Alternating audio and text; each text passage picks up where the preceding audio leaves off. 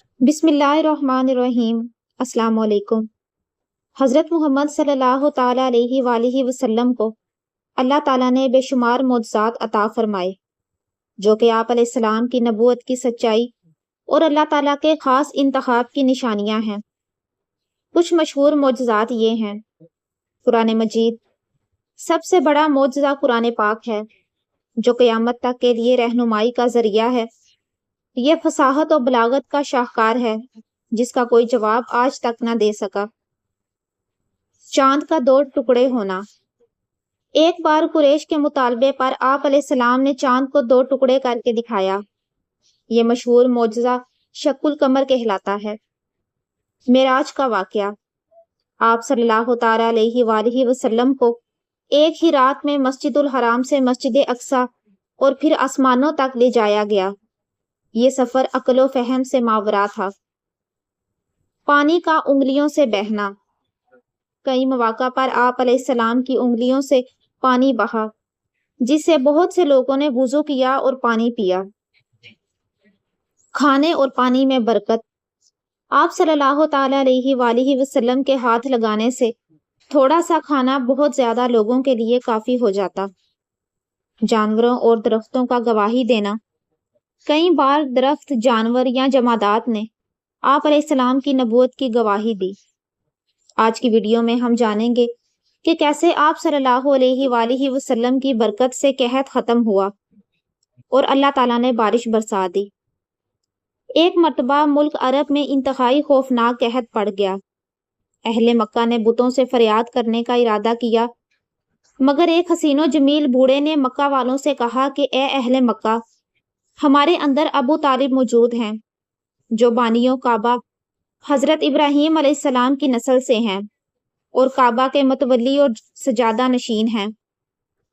ہمیں ان کے پاس چل کر دعا کی درخواست کرنی چاہیے۔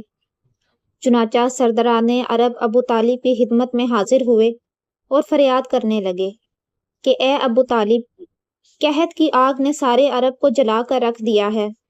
جانور گھاس پانی کے لیے ترس رہے ہیں اور انسان دانہ پانی نہ ملنے سے تڑپ تڑپ کر دم توڑ رہے ہیں۔ قافلوں کی آمد و رفت بند ہو چکی ہے اور ہر طرف بربادی و ویرانی کا دور دورہ ہے۔ آپ بارش کے لیے دعا کیجیے۔ اہل عرب کی فریاد سن کر ابو طالب کا دل بھر آیا اور حضور صلی اللہ علیہ وآلہ وسلم کو اپنے ساتھ لے کر حرم کعبہ میں آ گئے اور حضور علیہ السلام کو دیوار کعبہ سے ٹیک لگا کر بٹھا دیا اور دعا مانگنے میں مصروف ہو گئے۔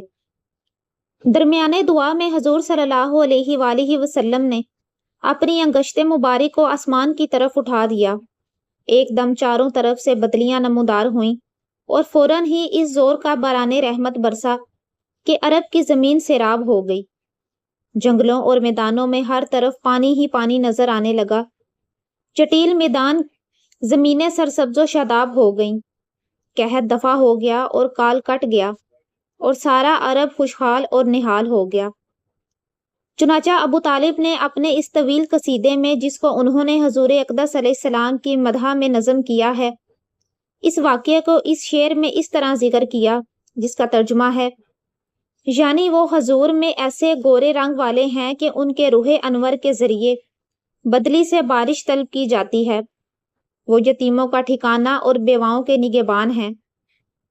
اسی طرح آپ صلی اللہ علیہ وآلہ وسلم کا اخلاق پوری انسانیت کے لیے نمونہ ہے۔